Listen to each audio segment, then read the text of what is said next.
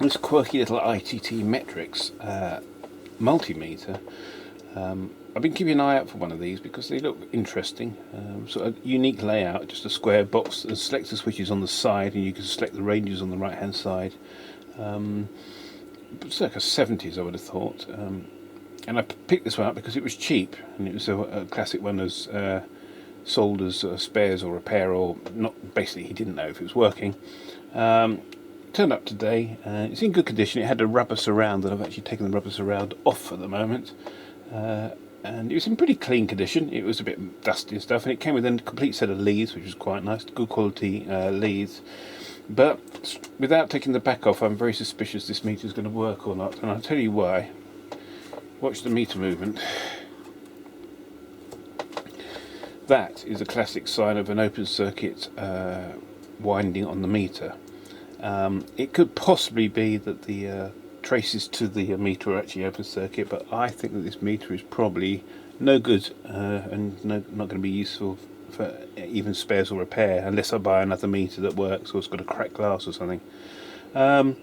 So I think the first thing we need to do is we need to get the back off it, have a look inside, and see if there is anything obviously wrong, and then we'll buzz out the meter with another meter and see if we've got any continuity across the actual the winding of the meter. If the meter's open circuit, this is scrap, unfortunately, and that's what I'm suspecting. So let's get the back off it and have a quick look. And we've got the back open. Lovely switch, real intricate sort of made switch here. Here's our meter, and we've got quite a lot of corrosion around the tracks, but I'm still suspicious. This looks like a mercury cell, and it says it's a 1.35 volt PM1A Mallory.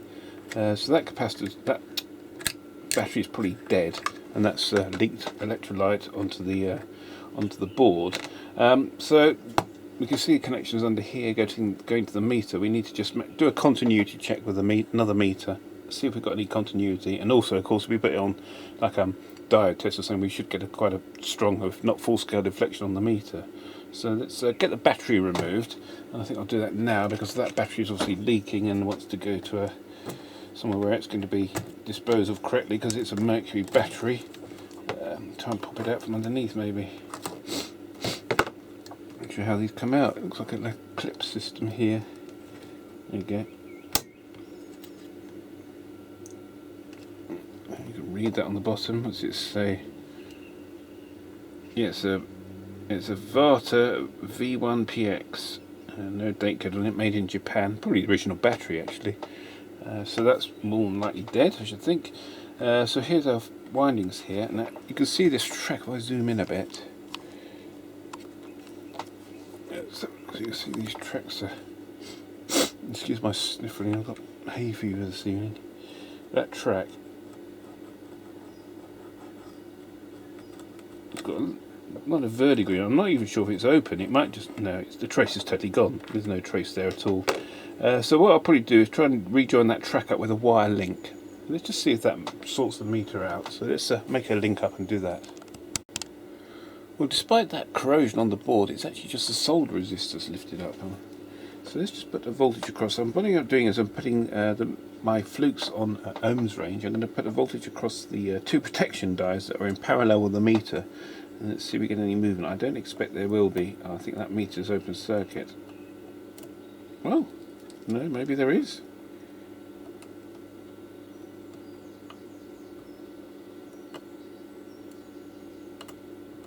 The meter is alright.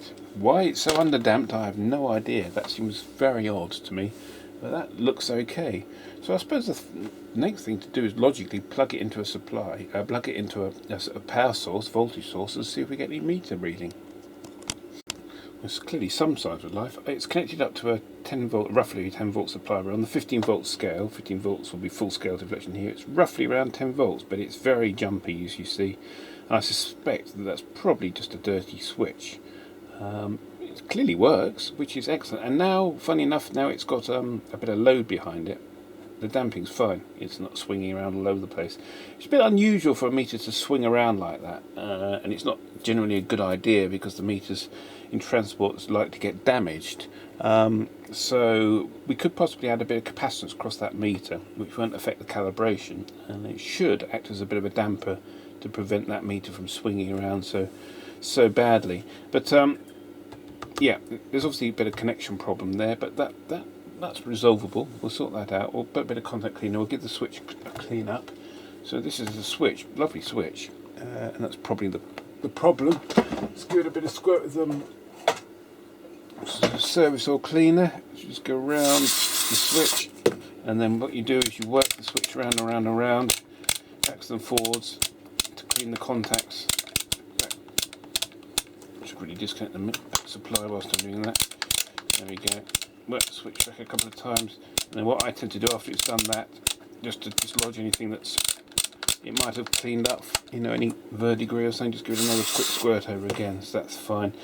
Just quickly show you a few other things whilst we're in here. We know that the battery we took out of here, this is the fuse, it's just a link wire, which is quite unusual, 2.5 amp piece of fuse wire, so, and it tells you the AWG length wire you need. I didn't show you the inputs, did I? And here are the inputs on the side. So there's your voltage here, and your high voltage for the AC and DC, and your current ranges on the top. It's really nice, actually. Really nice looking meter. I love these sort of like retro style meters. So let's reconnect the 12 volts up, see if we've got a bit more reliable reading next, and then we'd need to look into sort of possibly replacing that battery with something, which would be interesting. Might be to get a couple of coin cells. Okay, so as I say, we've got about just over 10 volts from the Roban power supply.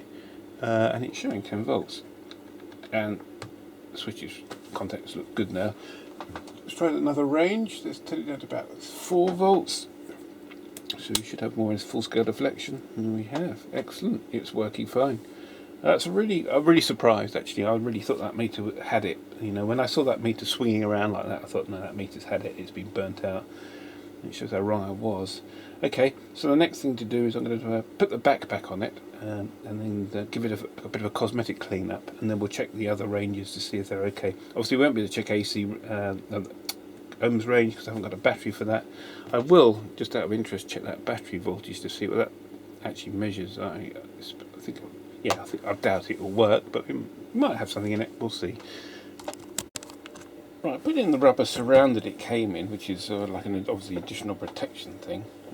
It rather loses its elegance in that, but it's useful if you were using it in a harsh environment. You're not going to get it damaged. If you drop it, it's going to probably survive fairly well.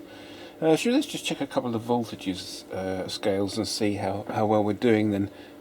So we got it connected up to a supply. I'm just going to measure some DC volts at first. So we're in the 5 volt per division, 5 volt full scale deflection. So if you look at the 50 here and just knock the 0 off. So I'm going to apply, I'm just looking at my DVM now. So this is, let's put 4 volts in here.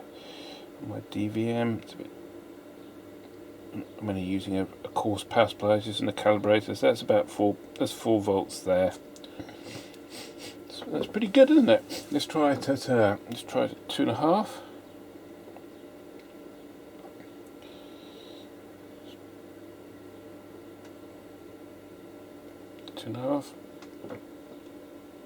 It's excellent on that range. Let's try it on the higher volt range. Let's try the 50 volt range. This is let's go 7.5 volts, so let's get half the scale.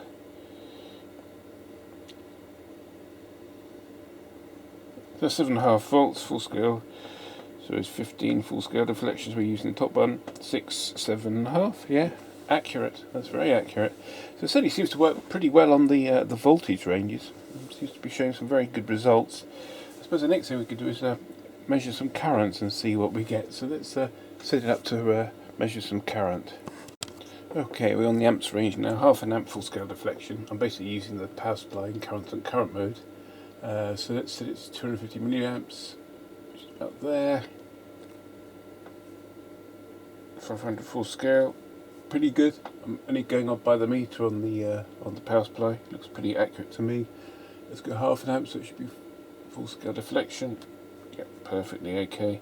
So to me, it looks like that meter's working perfectly, and it's a really nice little meter. Actually, it's probably my favourite analog meter. It's sort of rapidly become a sort of like a favourite meter. It's just, I love the way the layout. It's compact. It's just it's accurate.